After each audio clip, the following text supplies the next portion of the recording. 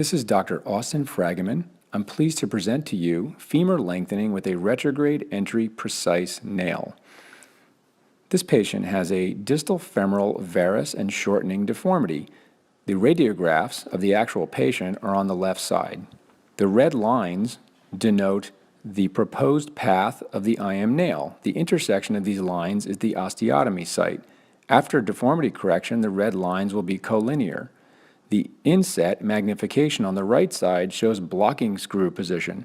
Blocking screws are very important for deformity correction and maintaining the alignment during lengthening. Let's take a closer look at how to do this technique. First, the blocking screws are placed. They're placed in the concavity of the deformity at the exact location as the planning denotes.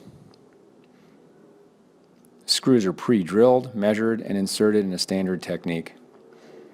Next, the rotational markers, or external fixator, can be applied. Typically 5 or 6 millimeter half pins are used for this. The distal half pin needs to be drilled posterior to the path of the IM nail. The proximal pin can be in the middle of the canal, provided it's proximal to the nail. The pins are inserted by hand. This magnification shows that the pin is posterior to the path of the nail. The knee is then flexed and the entry point is found. A rigid reamer can be inserted just lateral to the blocking screws to start the path of the nail. The osteotomy is then performed. Multiple drill holes are created in one plane through a small incision. This is the classic corticotomy technique. These also serve as vent holes and allow for the accumulation of the reamings, which helps in the healing process. An external fixator can then be applied at this point. The external fixator gives a lot of stability to the bone fragments. This helps after osteotomy. The corticotomy or osteotomy is then completed in a standard fashion with an osteotome. The deformity of varus can then be corrected. This can then be locked into place with the external fixator. This gives great stability during reaming. A ball tip guide wire is then inserted in the path that was already pre-reamed and then down past the osteotomy site. Sequential reaming is performed with flexible reamers in a standard fashion. We recommend reaming 2 millimeters over the diameter of the PRECICE nail. The nail is then inserted.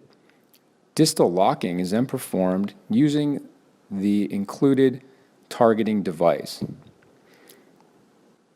After locking distally, the rotation should be checked once again and held in the desired position.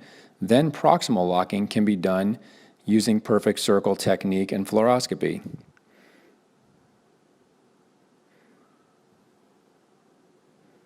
Note that the nail passes just lateral to the blocking screws, locking this into the desired alignment.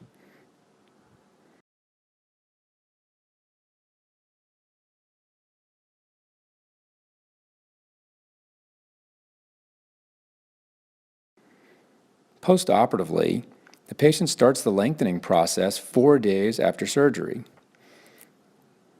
The lengthening is performed at 0.33 millimeters 3 times per day. This gives approximately 1 millimeter of length per day.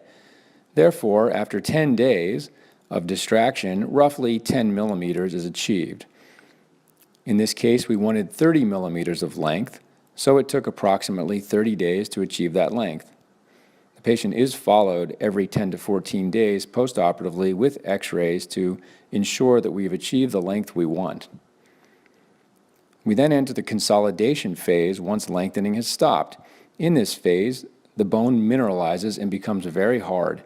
Weight bearing progresses according to the x-ray mineralization. The implants need to be removed. This can be done anywhere from 6 to 12 months after the original surgery. Implant removal is faster and a much quicker recovery for the patient.